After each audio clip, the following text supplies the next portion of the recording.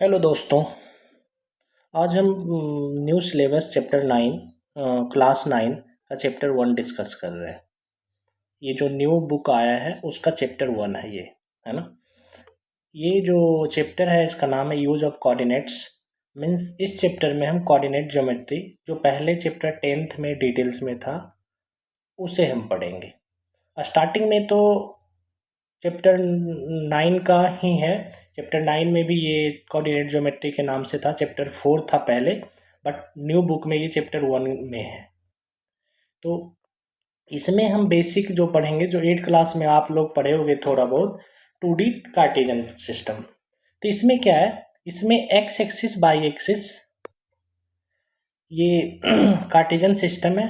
इसमें x axis ये आपका एक्स एक्सिस होता है, ये एक्स डैश होता है, ये वाई होता है और ये वाई डैश होता है। ठीक है, ये दोनों line X axis Y axis का इंटरसेक्शन वहाँ पे पॉइंट 0 0 होता है और इसे हम ओरिजिन कहते हैं। इसे हम ओरिजिन कहते हैं, इसे हम ओरिजिन कहते हैं, है ना।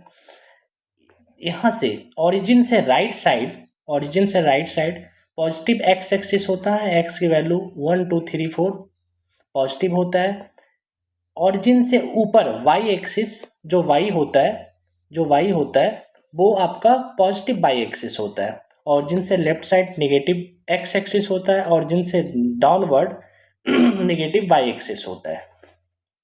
अब बात करें कि ये जो होता है ये कंप्लीट एरिया को कार्टेशियन सिस्टम कहते हैं। और ये जो एरिया आपका, ये एरिया जो दिख रहा है इसको क्वाड्रेंट कहते हैं, इसको हम क्वाड्रेंट कहते हैं। और ये फर्स्ट क्वाड्रेंट होता है, ये आपका फर्स्ट क्वाड्रेंट होता है, ये आपका फर्स्ट क्वाड्रेंट होता है। इसे हम फर्स्ट क्वाड्रेंट भी कहते हैं, फर्स्ट क्वाड्रेंट।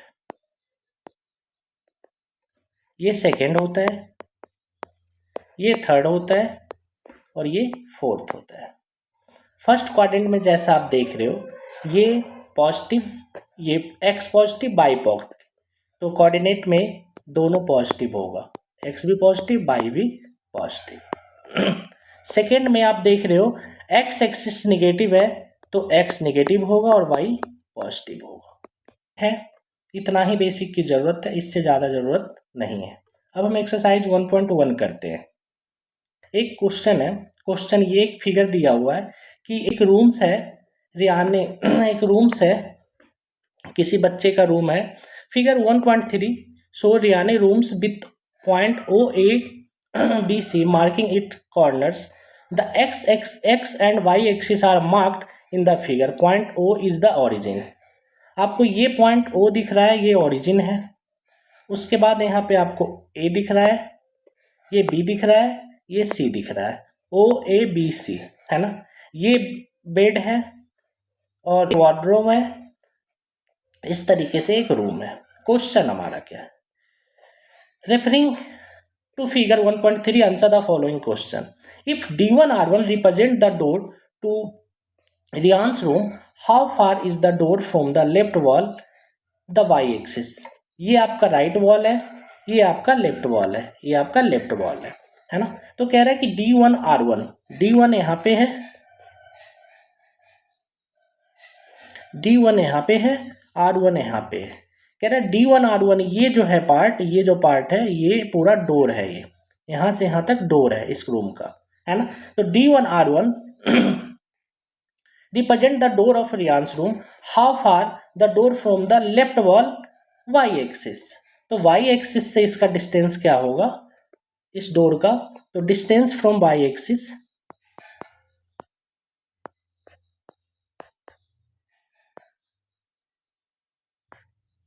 y axis तो क्या होगा, ये 8 है, ये 8 है, तो यहां से इसकी डिस्टेंस कितनी हो जाएगी 8 unit.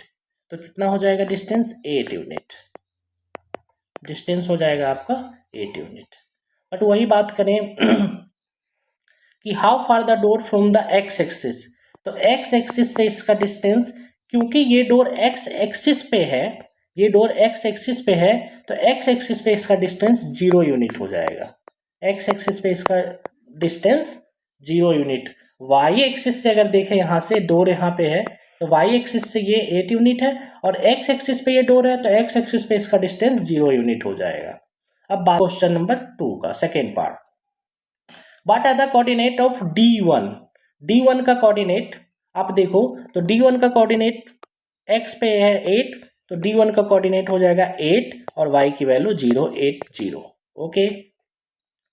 Third part, if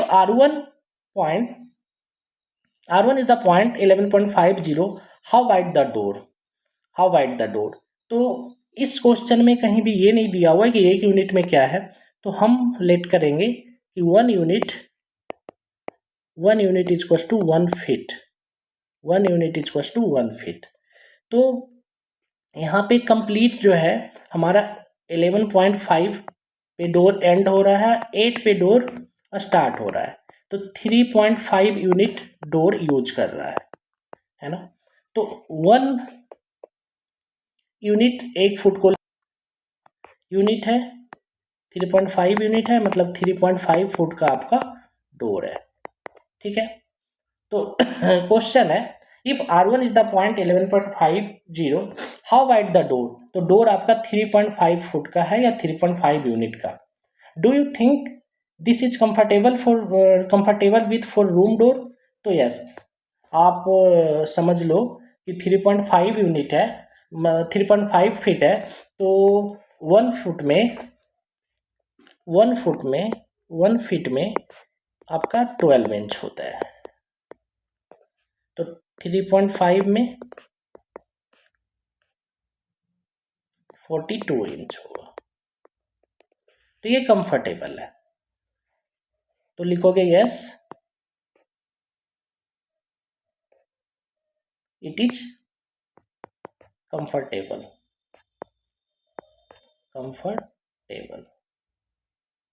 Yes, it is comfortable. Wheelchair, if a person in wheelchair want to enter the room, she able to easily। तो व्हील चेयर जो होता है, व्हील चेयर का जो हॉस्पिटल वगैरह में व्हील चेयर होता है जिसमें पेशेंट मूवमेंट करते हैं, तो वो ऑलमोस्ट 32 इंच का होता है। व्हील चेयर का विथ 32 इंच होता है, 32 इंच का होता है व्हील चेयर, और हमारा डोर जो है वो 42 इंच का है। तो एस व्हील चेयर के लिए भी कंफर्टेबल है, व्हील चेयर के लिए भी कंफर्टेबल है और रूम का डोर भी कंफर्टेबल है। अब आते हैं फोर्थ पार्ट पे सॉरी।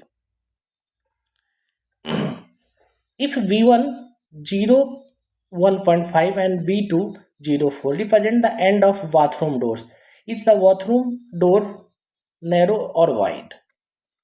तो हमारा एंड हो रहा है डोर 4 पे, स्टार्ट हो रहा है वाई एक्सिस पे 1.5 पे, तो हमारा यूज हुआ 2.5 यूनिट डोर के लिए। तो ये 2.5 यूनिट 2.5 फीट के बराबर हो जाएगा और ये हो जाएगा 2.5 मल्टीप्लाई 12, ये हो जाएगा 30 इंच हो जाएगा।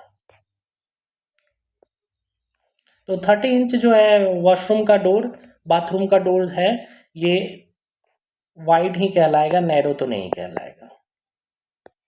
बाथरूम का डोर ये वाइड ही कहलाता है। और इसी के साथ आपका चैप्टर 1 का एक्सरसाइज 1.1 कंप्लीट होता है। नेक्स्ट वीडियो में हम 1.2 पे नेक्स्ट वीडियो हमारा 1.2 का होगा और हम इसी तरीके से